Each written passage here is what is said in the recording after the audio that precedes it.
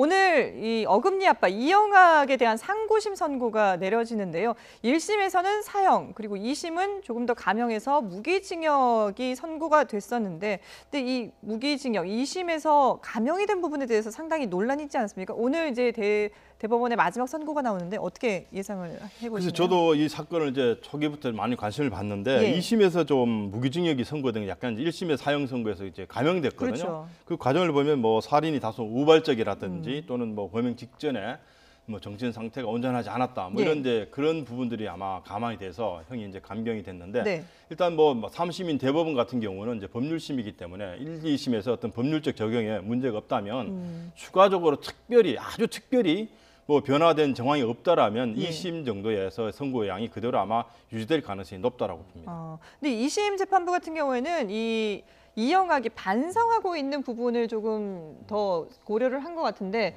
지금 이 상고심을 앞두고도 반성문을 계속 제출했다고 하거든요. 그건 그냥 반성문 내니까 판결문을 쓴 거지. 뭐 반성했기 때문에 사형해서 반성문 냈다고 사형해서 무기징역하면 건 아닌 거라고 보고 이런 것들이 있어요. 그러니까 우리 법원이 사형을 선고하는 거 사실 좀 부담스러워하는 거 맞습니다.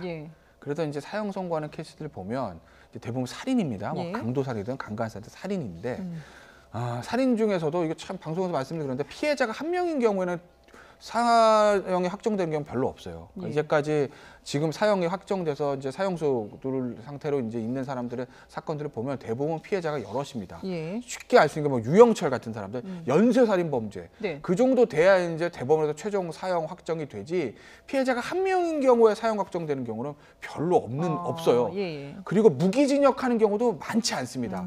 그런 경우들은 뭐냐 굉장히 범행이 잔혹하고 이건 도저히 선처 여지가 없다. 그리고 여론이 워낙 또 들끓는 이런 경우에는 피해자가 한 명인 경우에도 이제 무기징역 하는데 그게 지금 이 케이스라고 저는 봐요. 이영학 사건이. 그렇기 때문에 법원으로서는 나름대로 이제까지 왔던 기준에 따른 저는 판결이라고 보고 그 반성했기 때문에 감형시켜준 그건 아니고 그냥 뭐 사형에서 무기징역 내리니까 여러 가지 양형 사유를 쓰는 과정에서 어쨌든 이영학의 반성문을 냈으니까 이제 반성을 하고 있다고 쓴 거지 진짜 그 반성문을 보고 결정적인 영향을 그건 아닌 거예요. 그러니까 재판장이 그 반성을 보고 감법을 받아서 이 사람 도저히 사면 안 되겠는데 무기징역 이렇게 한 건 아니라는 거죠. 피해자가 한 명이기 때문에 그럴 수밖에 없었다라고 이제 제가 이제 말씀을 드리는 거고 오늘 대법원 선고는요 그냥 확정이에요. 이건 왜냐하면 양형 자체만 부당을 이유로 대법원에서 이제 형사 사건에서 파기환송하는 경우는 없습니다.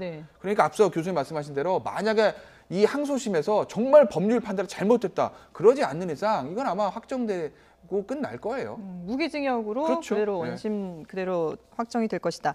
일단 잠시 뒤에 이제 10시에 되면은 재판이 시작돼서 아마 저희 뉴스 시간에 이 재판 결과를 전해드릴 수 있지 않을까 예상을 해보는데요. 근데 지금 이영학 같은 경우에는 이 사건인 딸의 친구를 살해한 것뿐만 아니라 부인에게 성매매를 강요한 부분도 이게 혐의가 이제 밝혀지면서 추가로 또 기소가 됐다고 하거든요.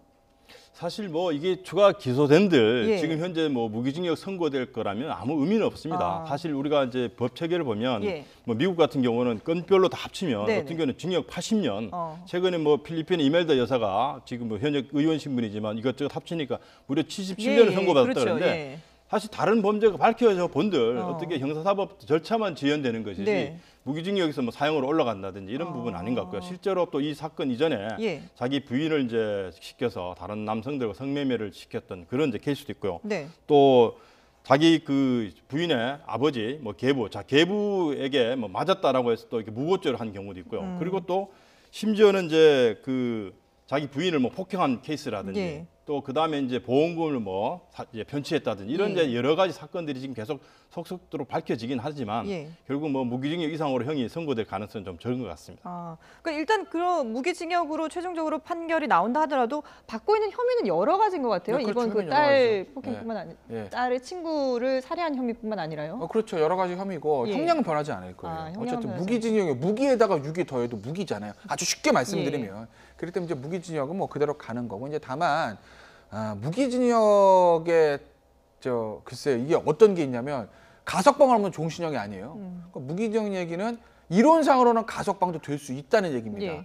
그런데 단순한 살인뿐만 아니라 거기다가 성매매에서 여러 가지가 붙게 되면 아무래도 가석방 뭐 이 사람 진짜 나중에 청구할지 모르겠으나 가석방 심사하는데 굉장히 불리하죠. 예. 이영각 입장에서는. 그렇기 때문에 그런 의미는 있어요. 그러니까 아마도 여러 가지 죄가 추가하게 되면 겉으로 나오는 형량, 최종 형량 확정되고 무기징역 동일하겠지만 실제로 이영학이 세상에 빛을 볼 확률은 점점 낮아지는 거죠. 가석방 확률이 낮아지니까. 예. 그렇게 보시면 이해하시면 될 거예요.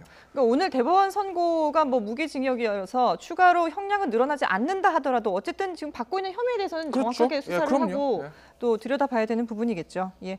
자, 지금까지 오늘의 이슈 임준태 동국대 경찰행정학과 교수 그리고 김태훈 변호사와 함께 살펴봤습니다. 두 분 말씀 여기까지 듣겠습니다. 고맙습니다. 예.